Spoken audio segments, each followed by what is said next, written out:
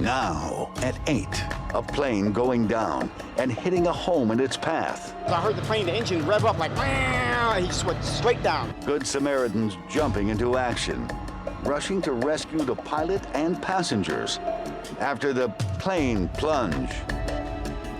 It's a story we brought you first on 7. The plane coming down shortly after takeoff with 3 people inside. The crash leaving a home up in flames. 7's Alex Diarmas is at the scene of the fiery crash in Pompano Beach with more.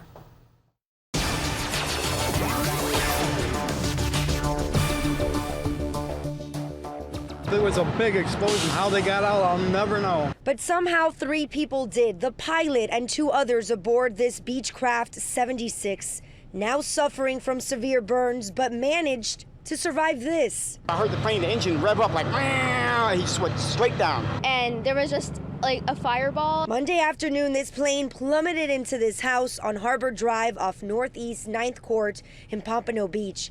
The plane, similar to this one, took off just before 3 from Pompano Air Park.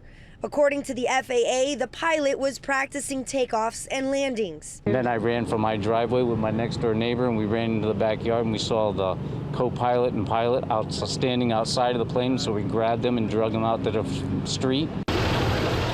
They said, please call an ambulance. You got a totally engulfed house here. They went into the roof of this house. And that plane smashed into this home, ricocheted off of it. We're told it jumped over this house, ending in between those 2 homes. Black smoke billowed from the home, visible for miles. So neighbors jumped into action, hosing down the burning wreckage. This backyard littered with pieces of the plane. In this home video, you can see smoke surrounding the house, flames shooting through the roof as firefighters battled to get the fire under control. It is scary. We have literally hundreds of planes coming over our house every single day. And I was just thinking like 2 days ago, I hope nobody ever has a problem and crashes into one of the houses. But on this Monday afternoon, it did happen. Fortunately, though, no one on the ground was hurt. I think there's some very lucky people in Pompano. It actually bounced over one house and ended up in the yard of the next house. Obviously, there were some very fortunate people. And back out here live at the scene, a investigator with the NTSB is here. She is getting ready to make a statement where we are hopefully going to learn a little bit more information as to what exactly happened. As far as the victims, we know 2 of them are at Jackson Memorial Hospital and a 3rd one is at Broward Health Medical Center. Stay right here. We will be bringing you this live news conference right here on 7 News. For now, reporting live from Pompano Beach, I'm Alex Diarmas. Today in Florida.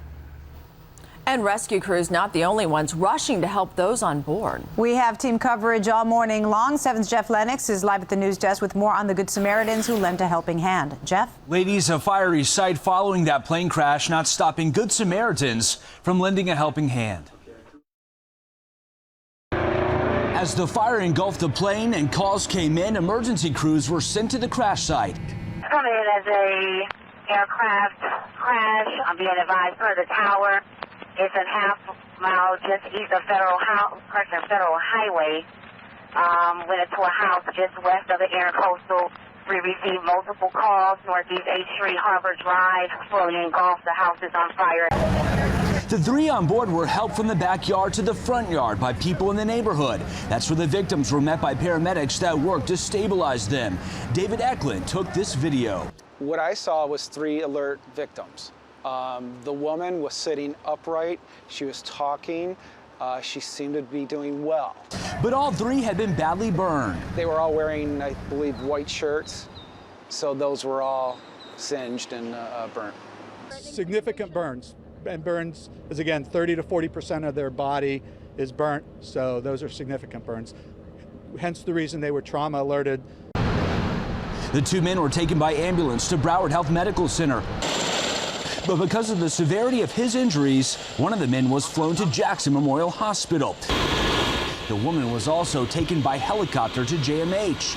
The hospital is equipped with a burn unit, which can best treat their injuries. Eklund believes it is a miracle the 3 survived. It's unbelievable that they survived.